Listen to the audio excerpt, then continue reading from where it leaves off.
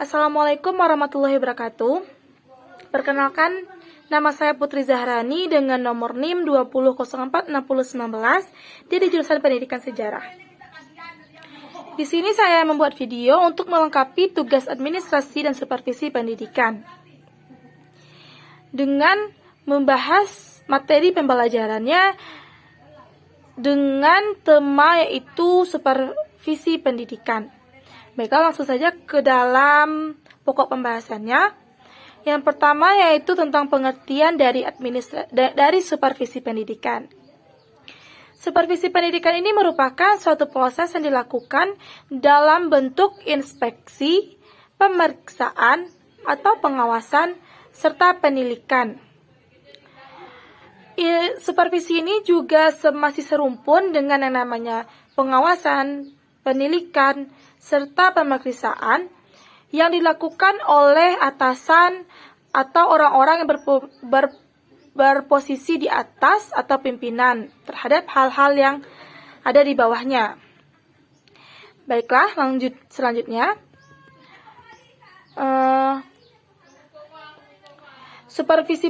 Supervisi ini juga merupakan kegiatan pengawasan, tetapi sifatnya itu lebih human dan manusiawi.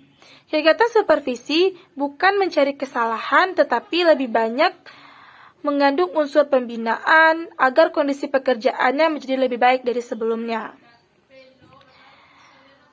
Selanjutnya yaitu, biasanya orang-orang yang melakukan supervisi ini disebut dengan supervisor.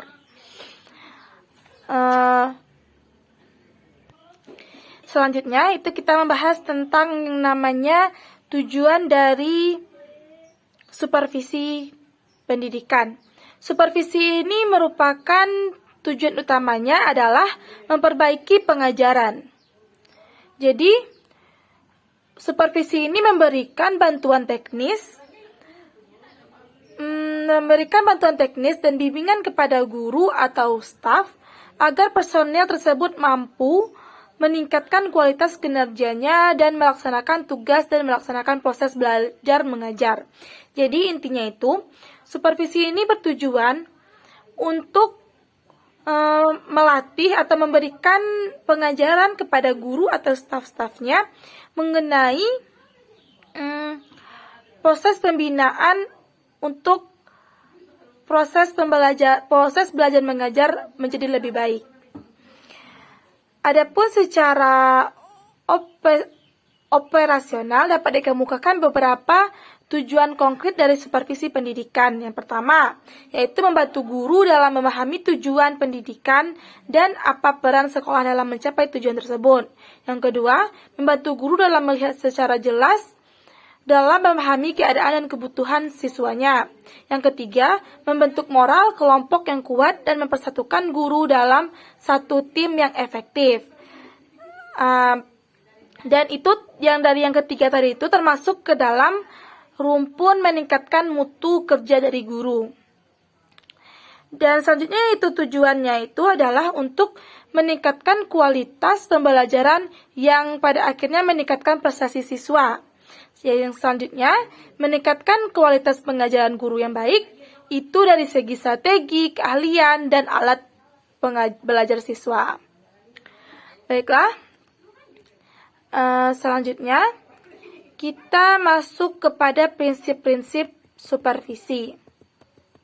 Adapun prinsip-prinsip supervisi yang pertama, yaitu supervisi bersifat memberikan bimbingan dan memberikan bantuan kepada guru dan staf sekolah lainnya untuk mengatasi masalah dan mengatasi kesulitan dan bukan untuk mencari kesalahan dari guru tersebut atau staf tersebut.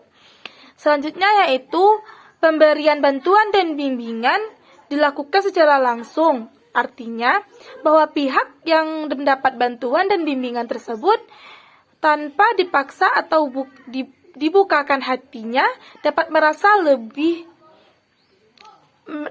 sendiri serta sepadan dengan kemampuan untuk dapat mengatasi sendiri. Selanjutnya yaitu, adapun apabila supervisor merencanakan akan memberikan sasaran atau umpan balik, sebaiknya disampaikan secara sesegera mungkin agar tidak lupa. Yang keempat, kegiatan supervisi ini sebaiknya dilakukan secara berkala, misalnya 3 bulan sekali, bukan menurut minat atau kesempatan yang dimiliki oleh supervisor. Selanjutnya, yang kelima, suasana yang terjadi selama supervisi berlangsung hendaknya mencerminkan adanya hubungan yang baik antara supervisor. Dan di supervisi tercipta suasana kemitraan yang akrab. Yang terakhir adalah untuk menjaga agar apa yang dilakukan dan yang ditemukan tidak hilang atau terlupakan. Sebaiknya supervisor membuat catatan singkat berisikan hal-hal penting yang diperlukan untuk membuat laporan. Selanjutnya, kita membahas tentang fungsi dari supervisi. Yang pertama, fungsi dari supervisi itu adalah meningkatkan mutu pembelajaran ruang lingkupnya yang sempit, serta kan dalam proses pembelajaran memiliki, jika tidak ditata dengan rapi atau jika tidak diberikan pengawasan, maka prosesnya itu akan sempit dan proses pembelajarannya itu tidak luas. Jadi fungsi dari supervisi ini adalah meningkatkan mutu pembelajaran ruang lingkupnya sempit hanya tertuju pada aspek akademik, khususnya yang terjadi di ruang kelas ketika guru sedang memberikan bantuan dan arahan kepada siswanya. Selanjutnya yaitu yang kedua, fungsinya itu adalah memicu unsur yang terkait dengan pembelajaran, lebih dikenal dengan nama supervisi administrasi. Yang ketiga yaitu fungsi dari supervisi ini adalah membina dan memimpin. Jadi tadi kan sudah dikatakan bahwasanya supervisi ini bertujuan untuk memberikan pembinaan kepada guru atau staf-staf atau karyawan yang ada di sekolah.